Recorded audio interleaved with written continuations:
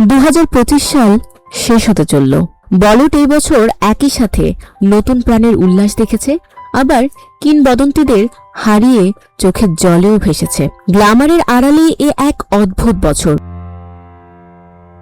শোলের সেই অমর নায়ক ধর্মেন্দ্র 90 ছুঁই ছুঁই বয়সে আমাদের বিদায় জানালেন। আবার মাত্র 42 বছরে চলে গেলেন শেফালি জারিওয়ালা। জুবিন গার্গের অকাল মৃত্যু তো আজও এক রহস্য। আশরানী বা সতীশা যাদের দেখে আমরা হেসেছি, তারাও আজ না ফেরার দেশে। তবে বিষাদের মাঝেও আশার আলো দেখিয়েছে নতুনরা। আহান পান্ডে বা রাশা থাডানি প্রথম ছবিতেই জানান দিয়েছেন তারা হারিয়ে যেতে আসেননি। আর শাহরুখ পুত্র আরিয়ান খান পরিচালক হিসেবে তার অভিষেক তো রীতিমতো বাজিমাত করেছে। কারো বিদায়ে শূন্যতা, কারো আগমনে সম্ভাবনা। 2025 বলিউডকে বদলে দিয়েছে আমূল। Desk report, news flash 71।